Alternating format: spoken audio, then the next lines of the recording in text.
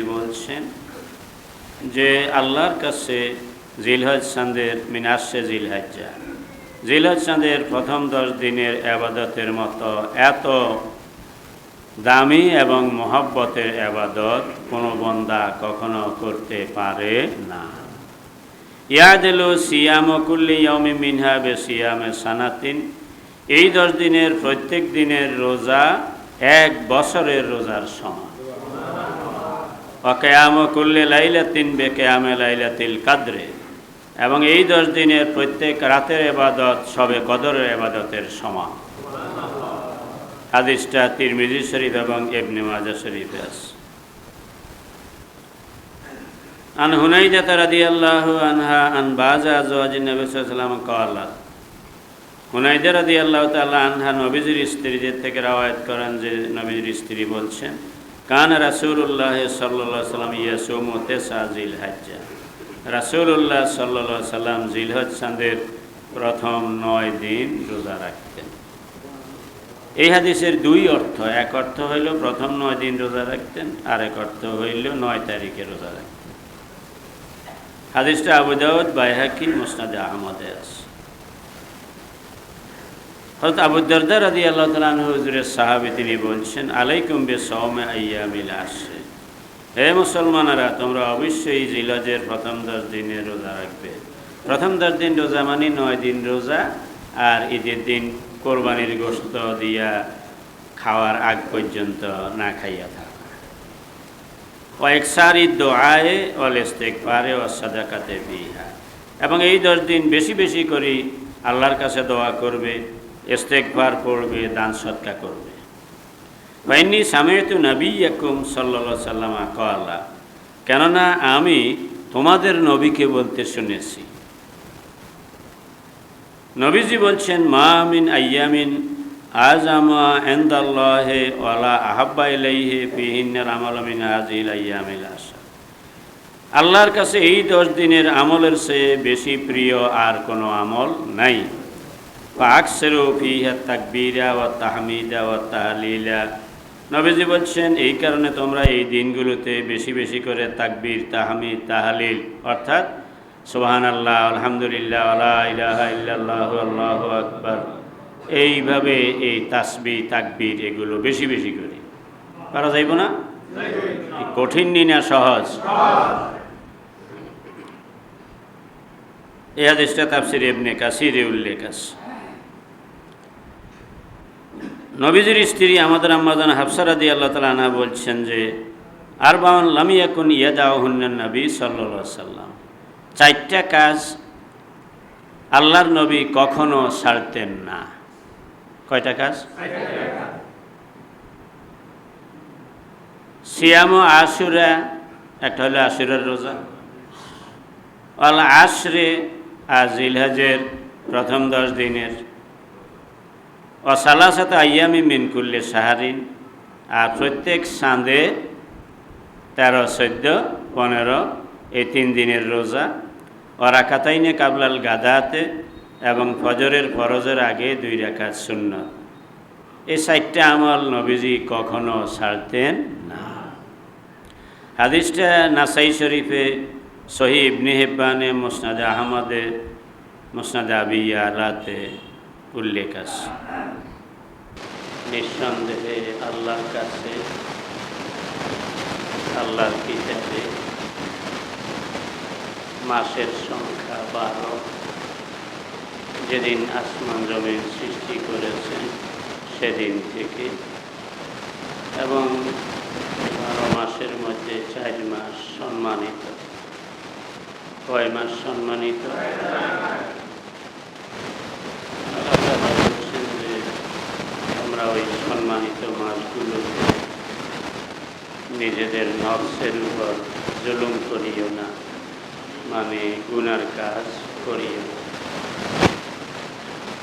এরপরে ওই আয়াতেরই শেষ অংশে বলছেন যে,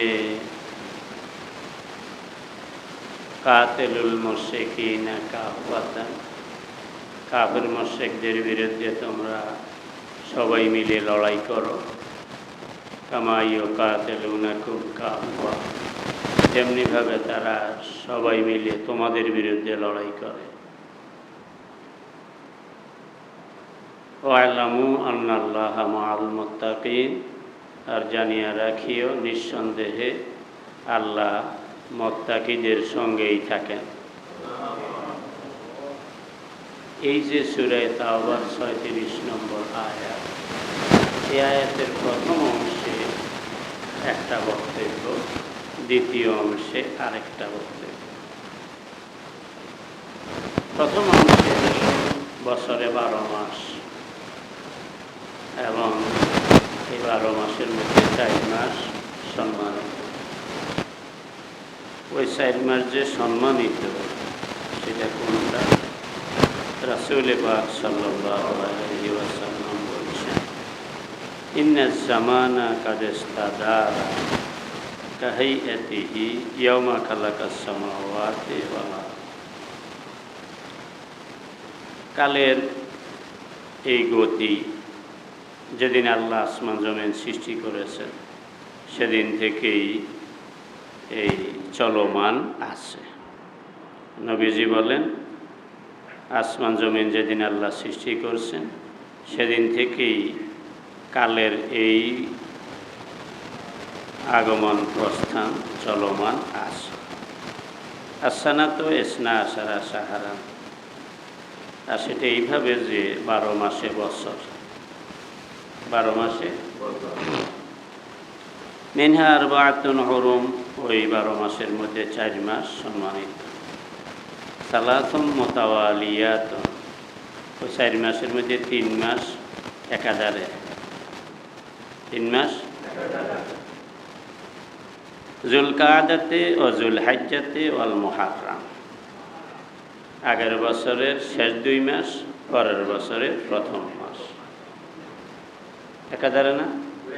জিলকাদ, জিলহজ, মুহাররম। তো নবীজি বলেন এই 3 মাস হইল একাধারে। ও রাজব মুজারা আল্লাযী বাইনা জুমাদা ও শাবান, আর আলাদা 1 মাস যেটা জুমাদাল ওখরা এবং শাবান, এই 2 চাঁদের মাঝখানে, সেটা হলো রজব। হাদিসটা বুখারী শরীফ 2য় খণ্ডে 4475 নম্বর হাদিস। কোরআন শরীফে সূরা মায়েদার 2 নম্বর আয়াতে আল্লাহ তাআলা বলছেন, ইয়া আইয়ুহাল্লাযীনা আমানু, হে ঈমানদারেরা, লা তুহিল্লু শাআয়রাল্লাহ, আল্লাহর দ্বীনের যেগুলো নিদর্শন তোমরা এগুলির অসম্মান করিও না।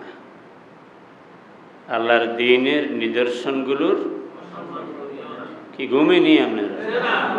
কই আদিকে রানানো না, কথা না কি রাগনি কোনো? আবার ঘটনা হয়েছে, গত জুমায় আমি আসতে পারি নাই। হাজিরপাড়ার দক্ষিণে বড় বলল, ওখানে প্রায় 200 বছরের পুরানো একটা মসজিদ। ওই মসজিদ নিয়ে লাগছে বেজাল, 2 পক্ষ হয়ে গেছে। তো আমারও অনেক দিন থেকেই ওই মসজিদ কর্তৃপক্ষ অনুরোধ করতেছেন যে হুজুর আপনি একদিন একটু জুমার নামাজের সময় এখানে আসেন, আমাকে এই বেজালটার ব্যাপারে কোরআন হাদিসের আলোকে সমাধান কি। তো আমি দেখলাম যে আল্লাহর ঘর মসজিদ, মুসল্লিরা যখন 2 গ্রুপ হয়ে গেছে, আমরা দোনো গ্রুপের উদ্দেশ্য বালা, বাহ্যিকভাবে, ভিতরের কথা তো আর জানি না। তো আমি এই কারণে দ্বীনের খাতিরে গত জুমায় আমি ওখানে গেছি। তো 200 বছরেরও বেশি, এটা সবাই একমত। এখন ওই মসজিদ ভাঙ্গি, রাস্তার এই পাশে পুরান মসজিদ, ওই পাশে এখন নতুন করে জায়গা একজনে দিছে, ইয়ানে বাঁধাইতে আছে মসজিদ, ইয়ানে আনব। এই হলো মূল কথা।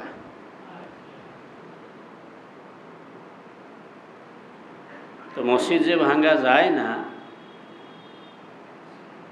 এবং আনুষঙ্গিক আরও বিভিন্ন বিষয় নিয়ে গত জুমায় আমি ওখানে বিস্তারিত আলোচনা করেছি। এই কারণে তারা যেই পক্ষ মসজিদ ভাঙ্গে ওখানে নিতে চায় তারা বলতে চাইছে এটা যে কোন কোন হুজুরে কইছে জায়েজ আছে। তা আমি বলছি যে ওই হুজুরের একটু আমার সাথে বসার ব্যবস্থা করেন।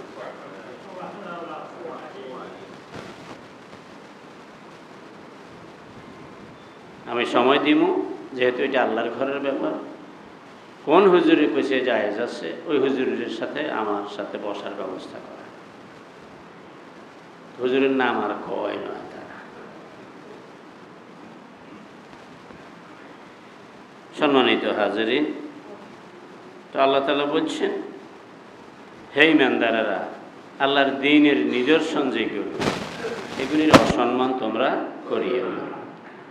তাই মসজিদ এটা আল্লাহর দ্বীনের নিদর্শন। কোনো এলাকায় মসজিদ থাকলে বোঝা যায় এই এলাকায় মুসলমান আছে। কথা বুঝেন তো? মসজিদ হইল দ্বীনের নিদর্শন। টুপি দাড়ি দ্বীনের নিদর্শন, আজান দ্বীনের নিদর্শন। ফতোয়ার কিতাবে আছে কোন এলাকায় মুসলমান আছে কিন্তু আজান হয় না, আজান দেয় না,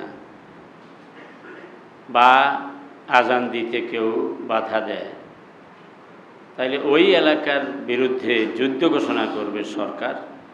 যুদ্ধ করিয়া তাদেরকে পরাজিত করিয়া তারপর ওখানে আজান চালু করতে হবে, কারণ এই ইসলামের নিদর্শন। তারপরে আল্লাহ বলছেন,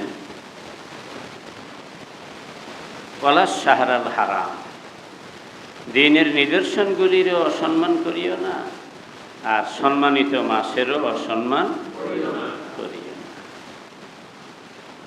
তো সম্মানিত মাস কয়টা? আসমান জমিন যখন সৃষ্টি হয়েছে তখন থেকে 4টা, আর কোরআন নাজিলের সময় থেকে 5টা। ওই 4টার সঙ্গে রমজানও যোগ হয়েছে,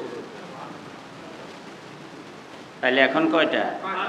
5টা। আল্লাহ তাআলা বলছেন সম্মানিত মাসের অসম্মান করিও না। সূরা হজের 32 নম্বর আয়াতে আল্লাহ বলছেন, ওমাই ইউআযযিম শাআইরাল্লাহ ফাইন্না যালিকা মিন তাকওয়াল কুলুব। আল্লাহর দ্বীনের যেগুলো নিদর্শন, যেগুলো দ্বীনের সম্মানের বস্তু, ইসলাম ধর্মে যেই জিনিসগুলো সম্মানের বস্তু, যেই সময়, যেই স্থান, যেই স্থাপনা, যেসব বস্তু, এগুলিকে যারা সম্মান করবে, ফাইন্না যালিকা মিন তাকওয়াল কুলুব, আল্লাহ তাআলা বলেন নিঃসন্দেহে এটা ওই লোকদের অন্তরে যে তাকওয়া আছে, আল্লাহর ভয় আছে, আল্লাহর মহব্বত আছে, এটার প্রমাণ হিসেবে গণ্য হবে। সুবহানাল্লাহ। সূরা হজের 25 নম্বর আয়াতে আল্লাহ তাআলা বলছেন, ওমাই ইউরিদ ফীহি বিইলহাদিন নুযিকহু মিন আযাবিন আলীম। যারা হারামের সীমানার ভিতরে, হারাম 2টা, মক্কা আর মদিনা, খানায় কাবার চতুর্দিকের একটা এলাকা, এটা হলো মক্কার হারাম, সম্মানিত এলাকা, আর মসজিদে নববীর চতুর্দিকের একটা এলাকা মদিনার হারাম, এটা হলো কি সম্মানিত এলাকা। এই জন্য সৌদি আরবের বাদশাকে বলা হয় খাদিমুল হারামাইনি শরীফাইন, 2 হরমের খাদেম। তো আল্লাহ তাআলা বলছেন যে এই হরমের মধ্যে কেউ যদি কোনো গুনার কাজের ইচ্ছা করে, কি করে? এই কথা কয় না যে কেউ যদি গুনার কাজ করে, এটা কয় না। আল্লাহ কয় মাই ইউরিদ, যারা এরাদা করবে, ইচ্ছা করবে, নুযিকহু মিন আযাবিন আলীম, আমি আল্লাহ তাকে যন্ত্রণাদায়ক আযাব দিয়েই ছাড়ব।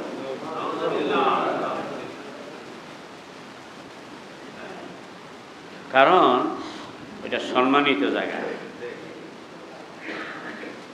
এখানে আবাদত করিয়া তুমি নিজে সম্মানিত হবে, আর সেখানে আসিয়া গুনার কাজের ইচ্ছা করিবা, গুনাহ করছো কিনা এটা দেখা পর্যন্ত অপেক্ষা করতাম না। ইচ্ছা করিবে তো আমি আল্লাহ তোমারে যন্ত্রণাদায়ক আযাব দিয়ে ছাড়ব।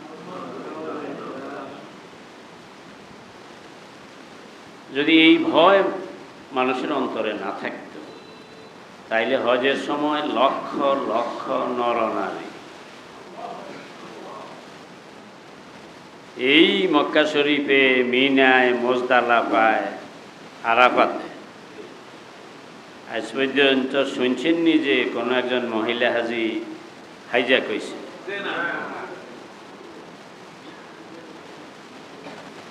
আল্লাহর এই আযাব